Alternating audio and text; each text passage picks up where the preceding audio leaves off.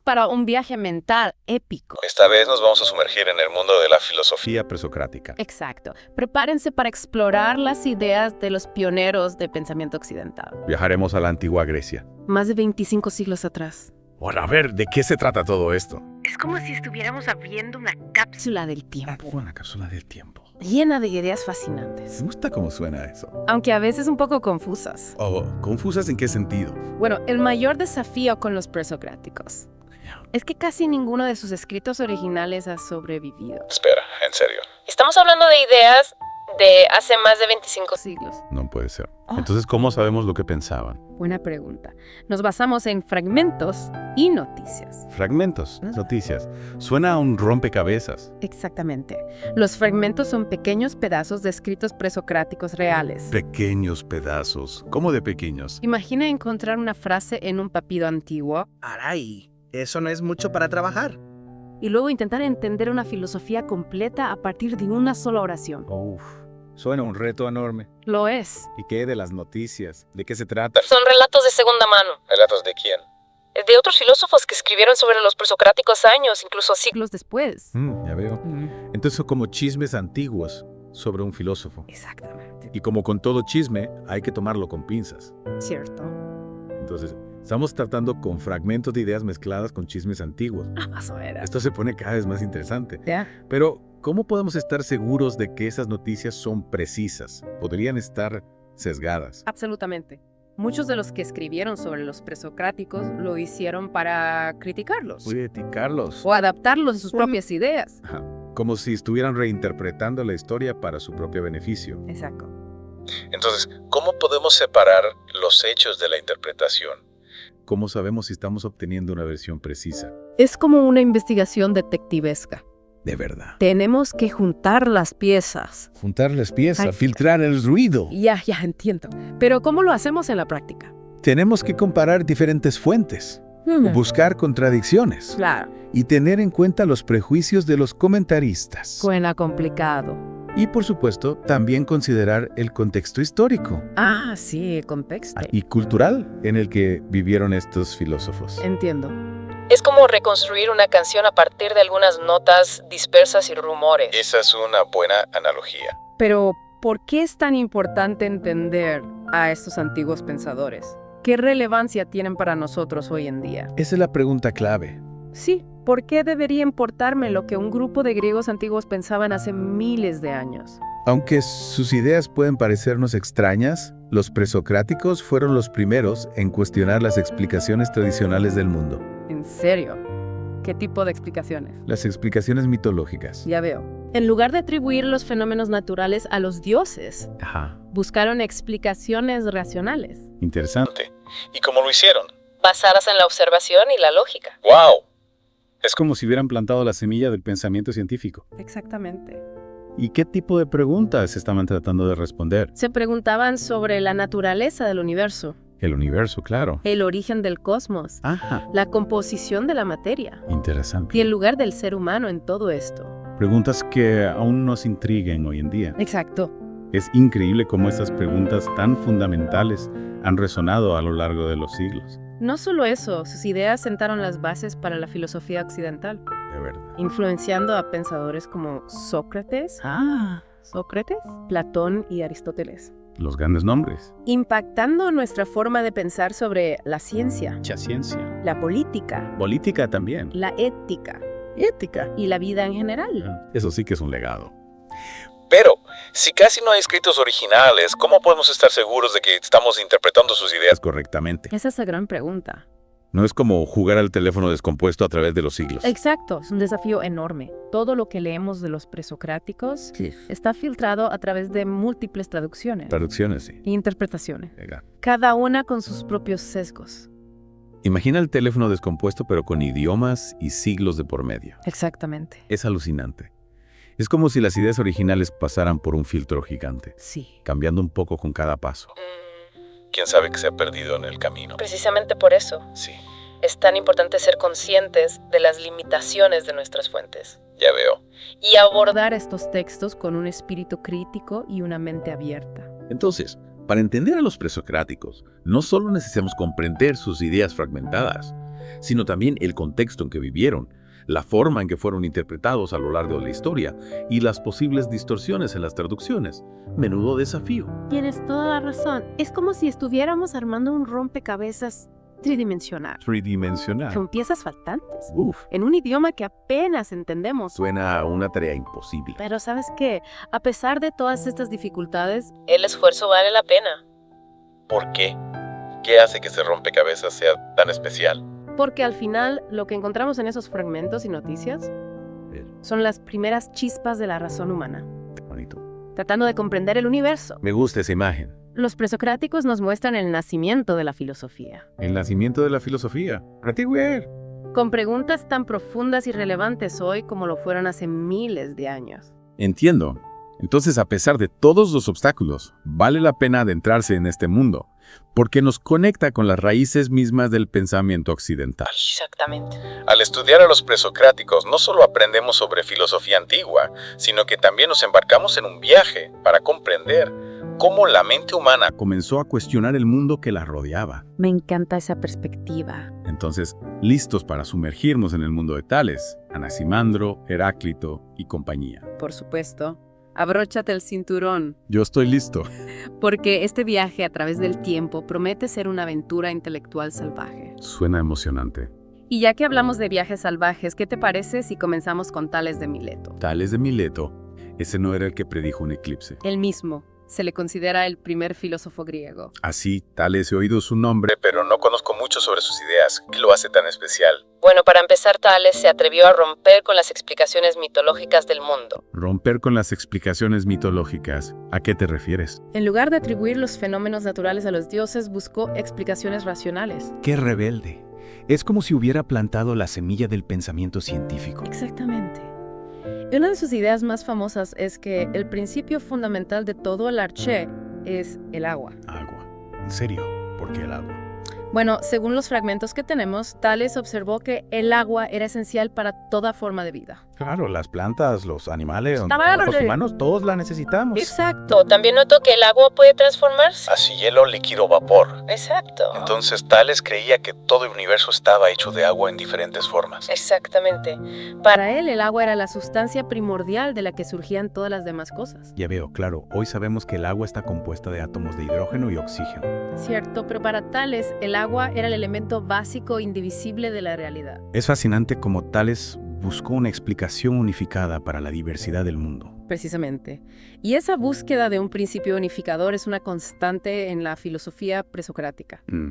Cada uno de estos pensadores propuso su propia versión del arché. ¿Y qué otras ideas hubo sobre el arché? Tenemos a Anaximandro, discípulo de Tales. Anaximandro. Él no estaba de acuerdo con que el agua fuera el arché. Yo veo. ¿Y qué propuso él entonces? Él propuso el apeiron, El apeiron. ¿Qué es eso? que significa lo ilimitado o lo indefinido. Suena profundo. ¿Qué significa eso exactamente? Para Anaximandro, el apeiron era una sustancia primordial eterna e infinita de la cual surgían todas las cosas. Ya veo. ¿Y en qué se diferencia del agua? No tenía cualidades específicas como el agua o el fuego, Ajá. sino que contenía la posibilidad de generar todos los elementos. Como una masa primordial cósmica. ¿Y por qué Anaximandro Creía que el apeiron era mejor explicación que el agua. Argumentaba que si el arché fuera un elemento específico, ese elemento dominaría sobre los demás. Claro. Y no habría equilibrio en el universo. tiene sentido? El apeiron, al ser ilimitado e indefinido, permitía la generación de todos los elementos en armonía. Es como si buscara un principio más neutral y fundamental. Exactamente. Y esa idea de un principio primordial que genera la diversidad es uno de los grandes legados de la filosofía presocrática. Increíble.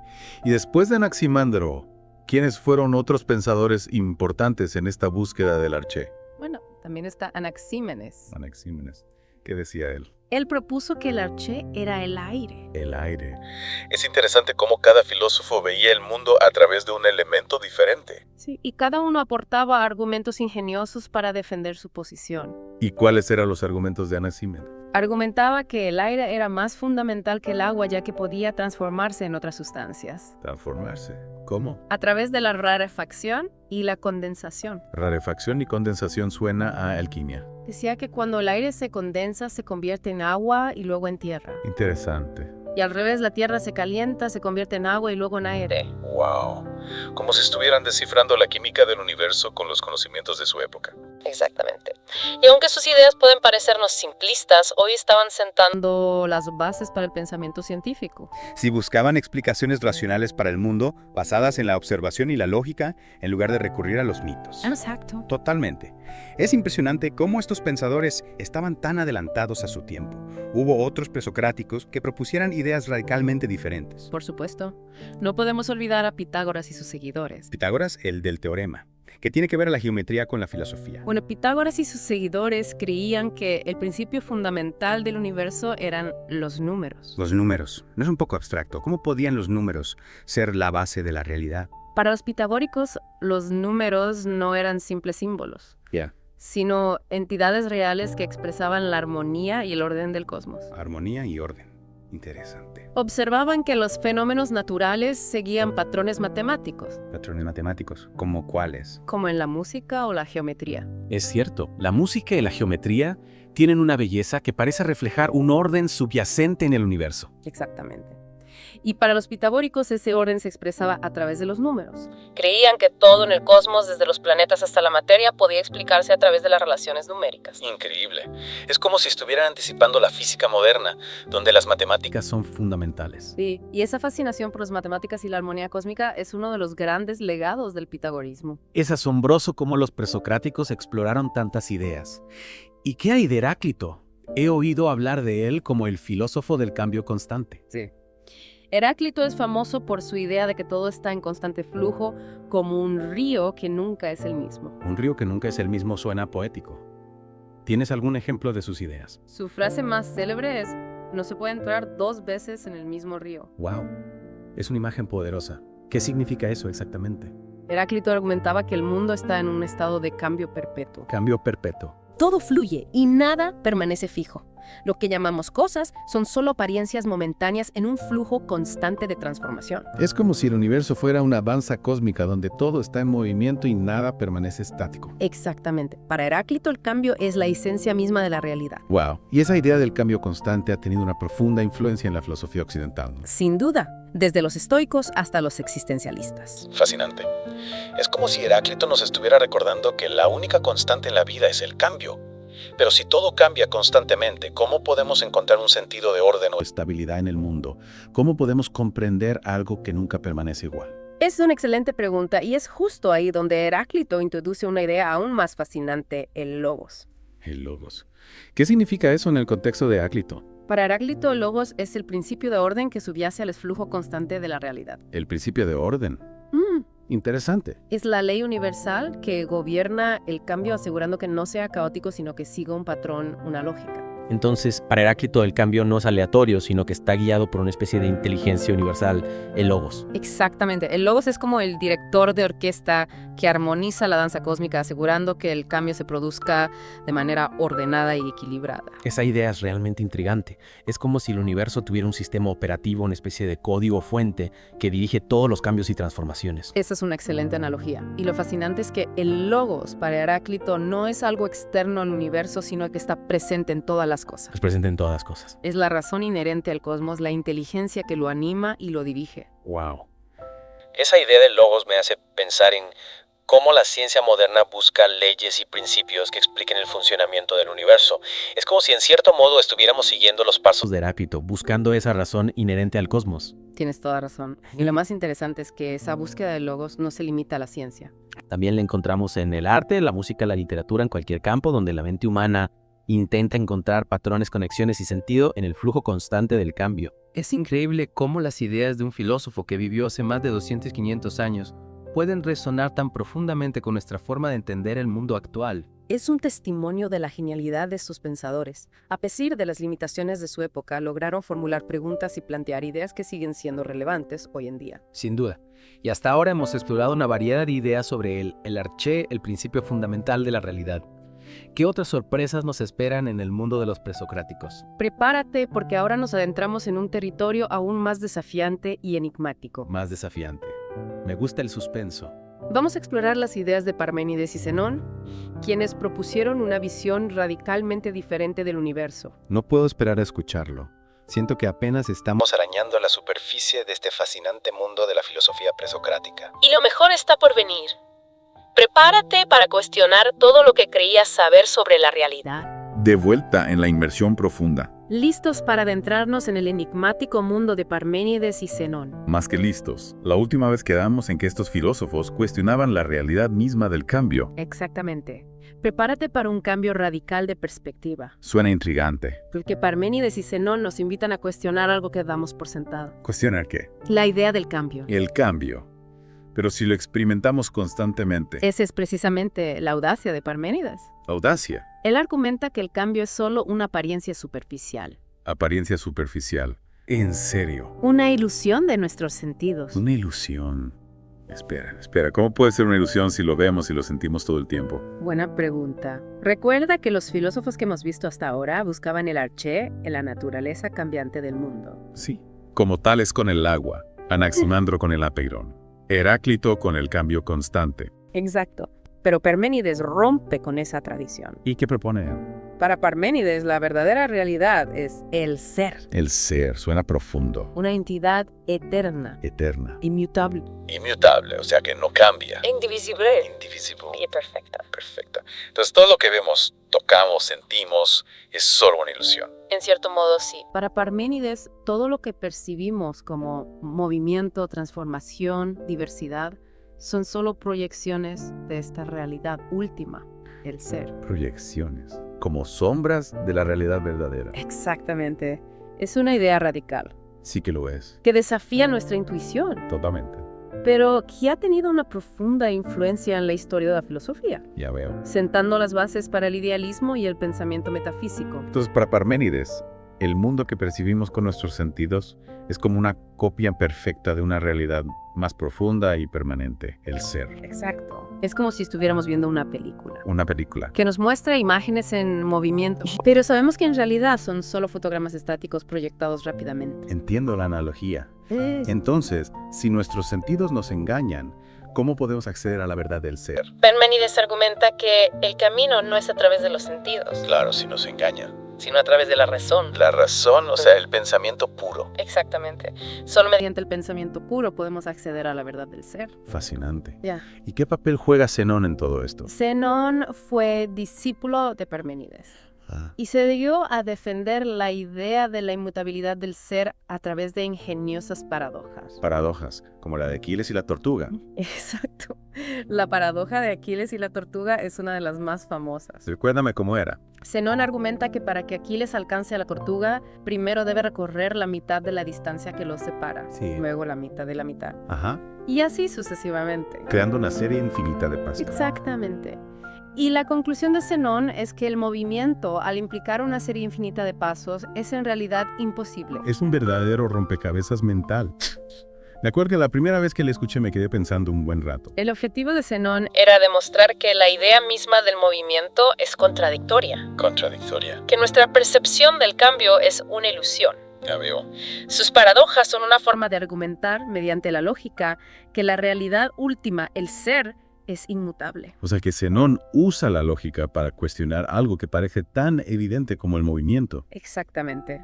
Sus paradojas nos obligan a pensar más profundamente sobre la naturaleza de la realidad. Y los límites de nuestra percepción. Sin duda. Las paradojas de Zenón nos muestran que la realidad no siempre es lo que parece. Y que la lógica, a veces, puede llevarnos a conclusiones que contradicen nuestra experiencia cotidiana. Precisamente. Ha sido un viaje increíble a través de las ideas de los presocráticos. Empezamos buscando el arché en la naturaleza y terminamos cuestionando la realidad del cambio. ¿Qué podemos llevarnos de este viaje al mundo de la filosofía antigua? Creo que la gran lección de los presocráticos es la importancia de la pregunta. La importancia de la pregunta.